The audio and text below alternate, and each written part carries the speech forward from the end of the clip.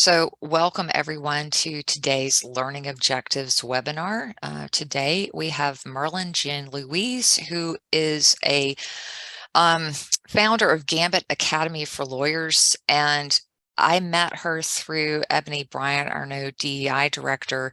She's a graduate of Duke Law, which is how I guess she knows Ebony, and also NYU, and admitted to practice in New York and California. So as you can already see, she's virtual in that she can be anywhere, interacting with multiple states, but she has a consultancy that provides coaching and courses and communities for attorneys who want to be successful and fearless in building a virtual law firm. And she's also a business and entertainment lawyer since 2015. So I'm going to hand it over to her, and y'all can chat questions at me or to her directly, and we'll save some time at the end. Thanks so much, Catherine, for that introduction. I forgot that you were going to introduce me because I also have a slide, my presentation that talks about who I am. Catherine, thank you so much for having me. Hi, everyone. My name is Merlin Jean Louise. I'm just going to get started with this presentation because I know your time is precious. Let me go ahead and share my screen. Okay, this presentation is called Virtually Perfect Practice, Making Your Virtual Law Firm Succeed.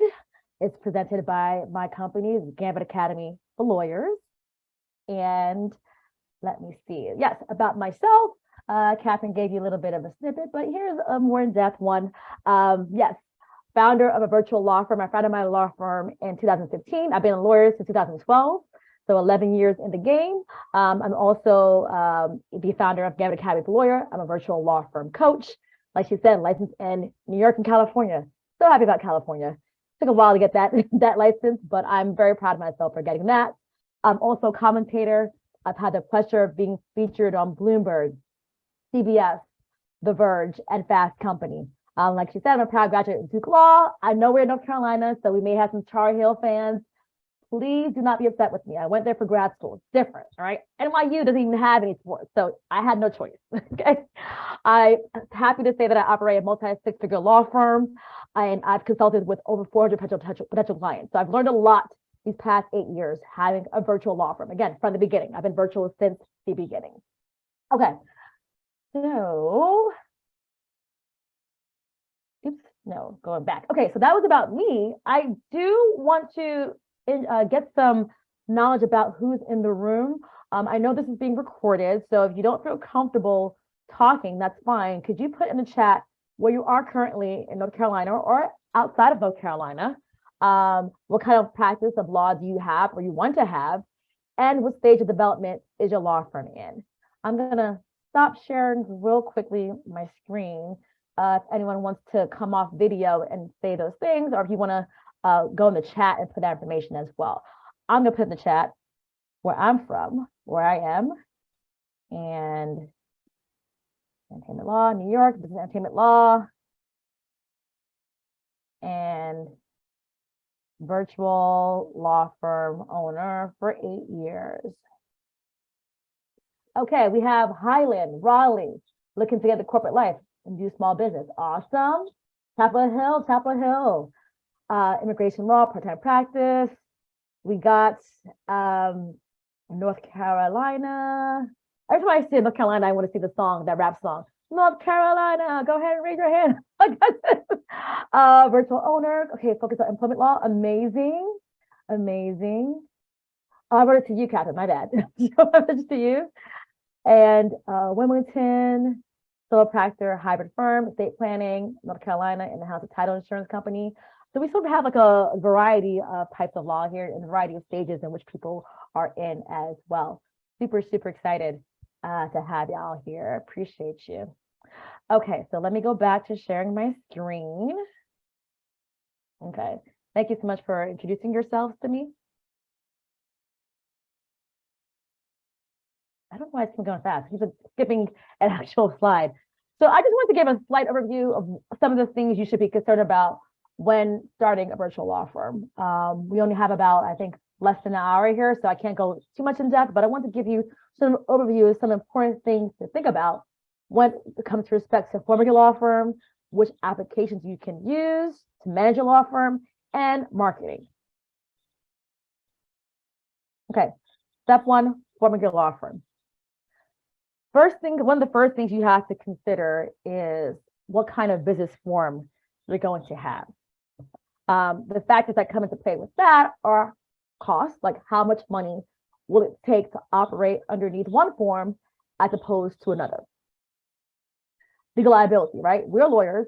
We assess risk for a living. What kind of forms are more legally advantageous, i.e. they reduce the legal liability or risk you have if you're sued by someone else.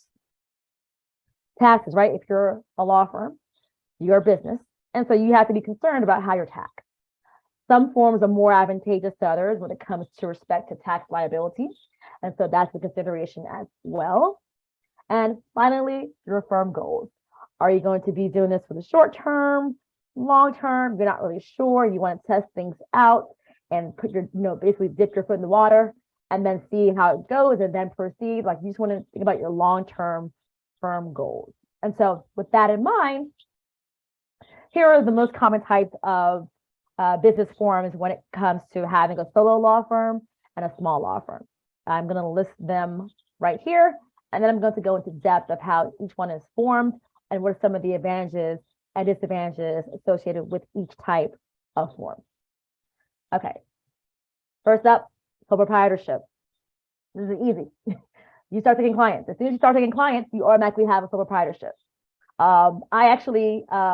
You can just start to operate without even forming a DBA. So what I did when I first started my law firm, I didn't want it to just be my name. I wanted to have the Jean Louis Law moniker, Jean Louis Law trade name. So when that happened, I had to go to the county which I was formed. I'm from New York, because that's where I am, and sign up for a DBA, a doing business as name, assumed name. You can do that. You don't have to, but that's what I wanted to do, so I did so. An advantage of that, pass-through taxation. You don't have to worry about another additional tax liability as opposed to some other forms. So straight taxes, all your forms, your business activities, as well as your personal activities are all reported on one tax return. So that's a great advantage, but when it comes to a disadvantage is that you can be personally liable for your lawsuit against the business. So if anyone was to sue you for your business activities, you could be held personally liable. I put a note here that may not apply to virtual lawyers because you're always going to be held liable for your malpractice. I'll talk about that more. That being said, you could be sued for other reasons, right? You could be sued for copyright infringement. You could be sued for, like, I don't know, let's say, for example, you have someone come to your house for one reason, or you go outside and meet a client, you choose to meet a client outside for some time. If they are injured, they can still sue you. And so this is why a sole proprietorship may not be advantageous for that reason. Okay, limited liability partnership. Okay, so if you and someone else, so two more parties go on and carry business, you're going to have a partnership. But that happens automatically. But if you want to have a limited liability partnership where you are not going to be liable for the activities of your partner, then you need to file paperwork. You need to file some paperwork with your state. Interesting part of a partnership, limited liability partnership, the partners involved in this type of entity could be an individual, or it could be a professional corporation. I think of firms that like big law firms, like you see Kirkland & Ellis, LLP, some of these other law firms. Full disclosure, I used to work for Kirkland before I went to law school as a paralegal. And so if you look at the partners, some of them have other entities, some of them are individuals. And so that's something that you can keep in mind. Pass-through taxation advantage. Again, you're not liable for your partner's contribution to the partnership or their liability. And the disadvantage is that some states don't allow LLPs. This is what it is. Paperwork could be sort of complicated if you're not familiar with it. And there's no ability to file as an S Corp. I'll discuss that more when I talk about the I think the next type of business form. Okay. Professional corporation. That is formed by filing paperwork with the state. So for your state, it will be North Carolina. You want to make sure you have some formalities, you have a minutes book, you have bylaws, etc. Advantages. So distinct legal and tax structures, right? So the owners, the shareholders of this business form are not going to be held liable personally for lawsuits against the corporation itself, right? That is great. But again, lawyers are held personally for their malpractice. So the same vein that doctors, they can't, despite the business form they have, they cannot escape malpractice. Same concept applies to lawyers, which is why we're going to talk about malpractice insurance later on. Okay, disadvantages, double taxation. So for the revenue that is earned by the corporation, it's going to be taxed at the corporation level, and the shareholders, who are most likely going to be the owners of the corporation itself, also going to be taxed as well. Caveat there's something called S Corp designation. So people sometimes say they can form an S Corp. You can't form an S Corp. You can form a corporation or an LLC and then choose to be taxed as an S Corp. There are some major tax advantages when it comes to having an S Corp. And so even though you form a corporation, a professional corporation, you are going to be able to be taxed as an S Corp and have the tax advantage. But I know this knowledge because of my own entities, but definitely talk to an accountant to get more information about that. A disadvantage is that you have to follow certain formalities when it comes to the corporate form and protection. If you took business associations in law school, you know that there are certain formalities you have to follow. You have to have bylaws. You have to choose officers and directors.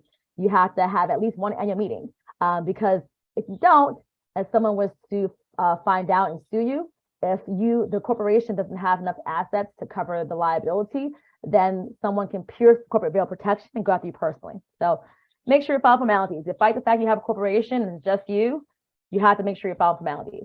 Another thing when it comes to formation for a professional corporation, you have to make sure that you are in good standing. If you're not a lawyer in good standing, you cannot form a professional corporation. And some states like New York and California will require that if you are an attorney, you can only form a professional corporation. You can't form a regular corporation. Okay, so professional limited liability company, similar to a professional corporation, in that you are forming it by filing paperwork with the state. You also have to be a lawyer in good standing because you have to provide that certificate to actually get the PLLC designation, separate tax structures and legal structures. But as compared to a corporation, the advantage is that there are less formalities to follow as compared to a corporation. Disadvantage, some states, like California, don't allow law firms to operate PLLCs. So you have no choice but to be a PC. Okay, let's go talk about the address of your business. Okay, so I am really adamant about following the ethical rules of the states on which I'm part. Why? Because I worked really hard to become a lawyer, and I'm not going to do anything to jeopardize that. I don't want to lose my licenses, and so I'm really gung-ho about making sure I follow the rules. And so when it comes to an address, you have to first see what your state says. I'm not barred in North Carolina, so I don't know what it says. But I know in New York, you have to have physical address. That's what it is. You have to have a physical address. And so look to see what the rules for North Carolina, what they say. I can actually speak to that. Go ahead. In North Carolina, you can use a PO box with the state bar. However, if you file an entity with the Secretary of State, they're going to want a physical address. It could be your home address. The downside to listing your home address with the Secretary of State's office or with the state bar is that it is available to anybody who wants to do a search. So what I tend to suggest is go to UPS or FedEx or Regus or WeWork or iPostal and get a physical address, a street address, so that you don't list the post office box, but you're also not exposing your personal address, which you have there on there. So okay, yes, thanks, Catherine. Yeah, so that was a concern of mine, right? Privacy, right? If you, I only listed several of them here. One that works really well for me. I'm part of the New York City Bar Association, and they have a virtual law firm program. So you're able to get a box from them in their actual physical building that receives mail and has a lot of activity going on, but you're not there. So some bar associations provide that service for them. But like Catherine said, co-working spaces like a WeWork, like a Regis, Green Desk is here in NYC. She's touched on the point of having your home address. I wouldn't do it. I personally would not do that. And so you want to make sure that you're anonymous. And so having a UPS box or a FedEx box is a great way to keep your anonymity, which is great. Okay. Final thing here, malpractice, get it as soon as possible because your coverage starts from the first day you get it. So if you've been operating for a year and you just get it, it won't cover the activity that you did in the past, but that's fine. Make sure you get it, regardless of what form you have, whether you have a sole proprietorship, a PLLC, a PC, just make sure you get it. The fee will depend on many things. For me, I practice IP law, entertainment law. Those are very litigious areas to practice. And so my insurance rate is going to be a little bit higher as compared to other types of practices. How long you've been practicing, the longer you practice, the more clients you get, the more likely you're going to be sued. That's why as well. Here's some tips. There's some discounts for Bar Association. See if your Bar Association has a discount code. And another tip, if you're first starting out, you are probably working at a reduced rate in terms of the eyes, as seen from the perspective of the insurance company. And so your rate will be lower as compared to someone who has a full-time rate. So ask that out for sure when you are looking for malpractice insurance. I'm gonna answer your questions at the end because I wanna make sure I get through all this information. So definitely if you have questions, you can put them in the chat or just hold off until the end. Okay, let me see what's going on. Okay, perfect. Step 2, an application is to manage your firm. If you're a virtual law firm, you're going to have to be comfortable using technology. It is what it is, right? Okay, so a nice thing about that I like when it comes to having these applications, it's much easier to manage your law firm. For that reason, you'll have more time to, spend time with your family, go out and travel. I think also too, if you have more time, when it comes to actually running your business, you're going to have more time to bill, to make money and market, which I think are probably 2 most important activities when it comes to having a virtual law firm. Accessibility. If you are running a virtual law firm and you use applications, you could access these apps on your phone. You could access them on your laptop, which means you could go traveling and still be able to work. It's great. Okay, I'm a huge fan of Google. I have an Android. iPhone users make fun of me all the time. It does not matter to me at all because I'm a fan of Google Workspace. It's been called many things over the years. Right now, it's called Google Workspace. I manage my firm through Gmail, Calendar, Drive, Docs, like all these Google apps, and it makes it very easy for my team to access information. I've used it for years. It's been great. Google Voice. If you don't want to use or you want to get a free number when you're first starting out, you can get a Google Voice number. And the number that I have for my business, it's a Google Voice number that I've had for years. My brother, basically, he suggested that I get a Google Voice number like way before I had my business. And when I had the need to use it, I transferred it over to my business, and it's still the one I'm using. It's still the one I'm using, despite the fact that I have an answering service now. Doesn't matter. I love it. It's great. Okay, client file and team management. So sort of a tenet that I go by when it has come into running a virtual law firm is that you have to be organized. And so making sure that your client information is organized and readily accessible to me is very important. So here are some apps that are used by myself and other attorneys to store information. Dropbox, been used it since law school, hasn't failed me. I will continue to use it. Box is another very popular one. It used to be called HelloSign, but now it's called Dropbox Sign and DocuSign. You want to make it as easy as possible for people to hire you. When I first started out, I did not have an online signature software that I used, and it was very difficult for me to retain people. So the easier it is for people to, sign up with you, the easier for them to become your client, the easier it will be for you to, get money and run your law firm. So highly recommend having at least one of these signature softwares. And when it comes to team management, I'm a lover of Trello.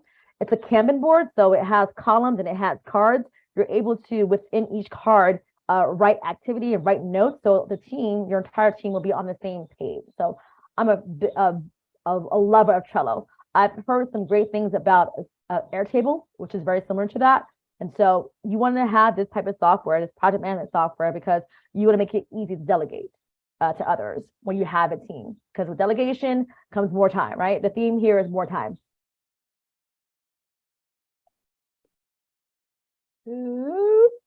Calendar management and automation. It's interesting. Kathy and we were having a conversation about going back and forth to schedule calls and having calls immediately. And I'm a big fan of calendar software.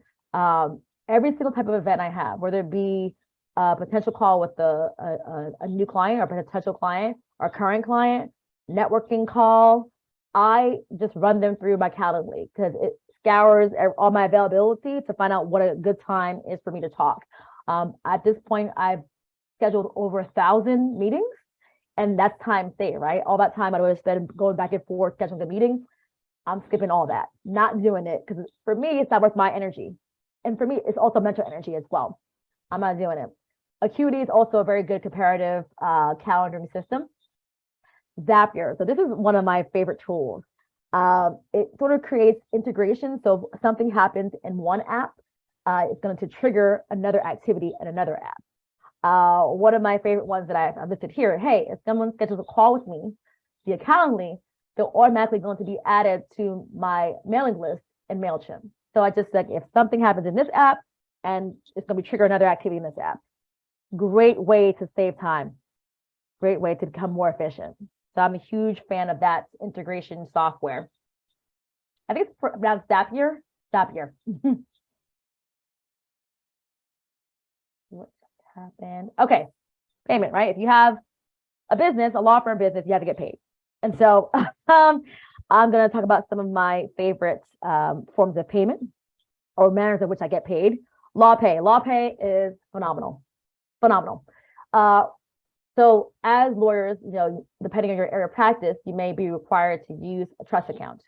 What I like about LawPay is that it does not run afoul of the rules, right? You can't use trust account funds to operate your business, right? You can't commingle the two.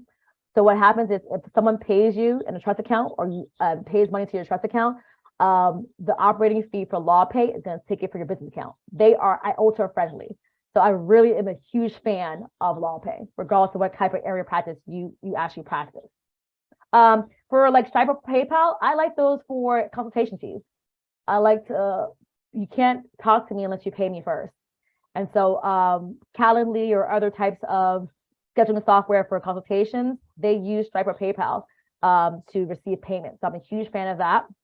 And if you work with large sums of money, a bank transfer is a great way to get client payment as well.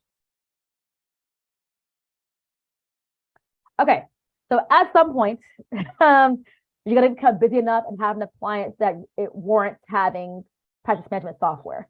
I didn't have what I had for years. I now use Clio and Lawmatics, but it took me years to get to the point where I felt that I needed it. One, because I was a paralegal prior to going to law school, I was very efficient and knew how to organize my stuff. So I didn't require it. But I got to the point where despite that fact, it made sense to have this software. Clio, I like. There's some other ones, Practice Panther, that I hear are really good. Lawmatics, I really love because I have a particular way in which I onboard clients and it requires some automation. Lawmatics is the only platform that I've seen that sort of been able to replicate my process without me being involved. So I really love Lawmatics. Heard about Smokeball, popular amongst other attorneys, has many integrations. And if you have a flat fee practice, Monday and Dubsado are really good as well. Okay, step 3, market. So you won't be able to have a firm if you don't market. And so that being said, I want to talk about this. I'm going to read it verbatim. Marketing is constantly telling anyone and everyone what you do. You offer great services to others. They will not know about them or you if you remain silent. This way, you'll be top of mind should they or someone they know have a need. Why did I make this my mantra? When I first started my law firm, I felt marketing or telling others that I had a law firm and provided services was boasting. It felt weird. It didn't feel natural to me. I didn't feel comfortable doing it. And until I had the mindset that, hey, why am I doing what I'm doing? Fun fact about me, I used to be a dancer. I went to law school with the intention of being the lawyer for Alvin Ailey, a famous dance troupe. And so that was the goal. Go to the law school, work in a big law firm, and then work for Alvin Ailey. I wanted to help the creative person because they worked so hard. And what I saw as a dancer is that they were taken advantage of.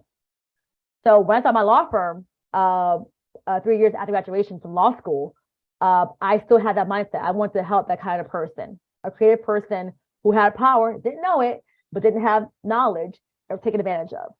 And to me, that's like a phenomenal mission, right? Phenomenal mission. I want to protect the creative person. How do they know about me if I don't talk about myself? If I don't market myself? If they don't know who I am or what I do, then I have this awesome mission. How will they know about me? So I literally have a responsibility to put myself out there. And so if you are having trouble feeling comfortable marketing yourself, put this in your mind. It can help you because it definitely helped me. Because once I had that mentality, I was like, oh, this is great. I'm gonna tell anyone what I do because I never know who's gonna need my help. Okay, so what are some things to think about when marketing? Blogging. Blogging is a great way to market yourself. It also is great for putting yourself out there as a sort of an expert in the area of law which you practice. Some great ways to talk about, to get some topics to talk about. You can look at Google Alerts. You can look at Answer the Public, and it's really good. So it can help you get media appearances. I'm gonna tell you a story about what I did. About 6 years ago, Rihanna came out with her beauty line, Fenty Beauty, for makeup. It was great. I went to the store. I went to go buy some products, and I noticed, as a trademark lawyer, that she didn't have the R symbol that meant that the product was registered in the trademark office. And so I wrote like a fluffy blog post about that. Like, hey, here's what I went to buy makeup. What is registration? What does this mean? I gave a lesson. If you were to Google Fenty trademark or Fenty Beauty trademark, that blog post that I wrote, #1 page. It is great for SEO. Like I just did that and it's still giving me these returns years later. So I'm a huge fan of blogging. If you don't want to start your own blog, you can also be guests on other people's blogs. They want content as well on their website. So if you provide content to them, they're gonna be super happy. Okay. I'm also a big fan of listservs. Whether it be you're marketing to other, lawyers or other, people in the community. For example, I'm a podcast lawyer. There are podcast groups out there. I just basically scour the chats from time to time about questions I can answer and provide the value, right? If you provide value, people are going to remember you and they're going to talk to you when they need you. Same thing with the listserv. I'm part of a podcast radio listserv. So I think with any type of area of law you practice, you're able to find a corollary like group on Facebook that you can be involved in and be the only lawyer in, or be one of the few lawyers to participate in. Okay, email. I am a huge fan of email marketing. So my favorite marketing form is email. I have a mailing list now that has about 3,500 people on it. And what I do now is every 2 months to send out a newsletter. Hey, I'm going to be speaking here. Here's a blog about information about, trademarks or contracts. Any type of professional milestones. When I passed the California bar, I let people know in my newsletter. I took it 3 times. I was excited. I wanted people to enjoy my journey and feel happy for me as well. Any type of jobs posting out there, anything interesting conferences that any conferences that you may not be attending, but that will be good for your audience, that we put out there. And I like YStamp. It's sort of a cool way to market yourself in your email signature. So if you see mine, it has a picture, it has the areas of law that I practice, and it has where I've been featured. So, and it also has a link to schedule a consultation with me. So that is a great tool that I love. Okay, in-person virtual networking.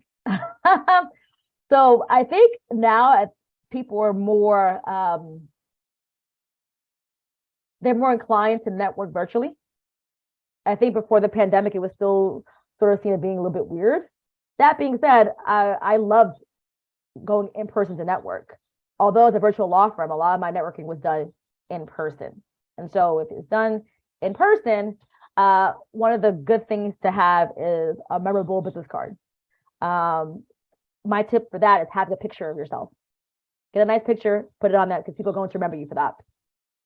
And a good thing you can do as well is after you have your business card, you can create a mock-up of that digitally in case you're on Facebook groups and want to, easily pop in your information, just put in your card virtually as well. Mine is cool too because it has my media appearances on the back of it. And so I present that first and then I turn around and it has a picture. And I've done a lot of comments that it's a cool business card. I didn't put this on here now, but Hi Hello. Hi Hello is a great program that you have multiple business cards virtually. So it's great to network. Conferences, go to them, whether it be targeted towards your potential clients or other attorneys, definitely attend them. Collect as many cards as possible, but realize you may not be able to connect with everyone. That's fine. That's okay. And if you're presenting at a conference, connect with other speakers. I actually spoke at a conference in Vegas last week, and I made sure to connect with as many speakers as possible prior to the actual conference itself. And so definitely keep that in mind. Virtual networking. I am a big fan of like solo law firm groups. I don't know how many exist in North Carolina, but there are some here in New York that, it's like if you're a solo lawyer or a small law firm group, there may not be many people who understand what you're going through, right? And so it's good to have support system. And so I'm part of a small law firm group here in New York City. So Clubhouse, RIP to Clubhouse. I don't know if it has people use it as much as they used to, but during the pandemic, it was amazing. I still use LinkedIn Audio. I think it's great. Twitter Spaces, I think, is probably the king/queen of the area now. So for me, I am an extrovert, and so I get my energy through people. And audio was great because even though that's the case, I felt if I did a video on a reel on IG or TikTok, people were not really seeing me who I was because, again, if I'm not getting an interaction, you're not gonna see who I am. And so I think these platforms, social audio, has been a really great way to actually put yourself out there, network, and put your name out there. Connect outside the platform. So even though you are meeting with someone online, have a phone call, have a video call with them. That's a great way to connect as well. Okay, social media. You got to use it. You got to choose a platform. You just choose what works for you. I'm never on Twitter. Like, I look at what happens on Twitter, but like I know for me that it would be exhausting for me to write my thoughts out there often. For some people, it works. For me, it does not. I like IG. I like LinkedIn. I like Facebook because I actually was one of the first ones to have Facebook in 2004. And so I've seen how it's changed and whatnot. So I'm a huge fan of those platforms and I use them. I make sure people know what I'm doing. But I'm also social. I actually go to people's stories and say, this is great. I'm actually very social about how I interact. And so people are going to remember you. If you create content, make sure it shows people who you are. Show all of you, right? People are going to like the fact that you go traveling, that you're a biker, that you're a swimmer, that you have kids. Show people who you are because they're not going to hire you because you're smart. They're automatically going to assume you're smart because you're a lawyer. You went to law school and you passed the bar. That puts you like edges above people, right? They know that you're smart, but they don't not hire you because they think you're smart. They're hiring because they like you. And if you show who you are, they're going to like you. When it comes to creating social media, have a calendar. Programs like Hootsuite, Later or Girl Post are there to you can batch your content and post them on a scheduled time. So totally create that if it's overwhelming. Okay, repurpose content, right? There's no reason it should be hard to do social media, because if you have a blog, your blog is, a couple paragraphs long. You could repurpose each one of those sentences into a post. It should be easy. And you can also use programs like Canva to create some cool graphics. If you don't want to do it, just somewhat like me, hire someone to do it for you. There are ways, like if you don't want to spend so much time, again, time is, you get to spend your time as you want to. If you don't want to spend it creating the content, hire someone else to do it. There are so many good social media managers out there now. Okay, clients. Don't forget about them. Don't forget about them. If you do great work, which I'm sure you do, they're going to love you, and they're going to be your biggest proponents when people they know need work. So make sure you treat your clients correctly. I don't know. Like for me, it's like I'm so indebted to my clients because they literally give me a life that I never even dreamed of, and so I owe it to them to put my best foot forward. Not only my work, but how I treat them. Right? They have birthdays. I say happy birthday. When I'm able to, I provide beginning of the year gifts. I want to feel connected to my clients, and because I'm so indebted to them, I'm so grateful for them. I've had clients who have children recently. Best believe I'm going to give them a gift. I'm getting them a gift for this milestone. Absolutely.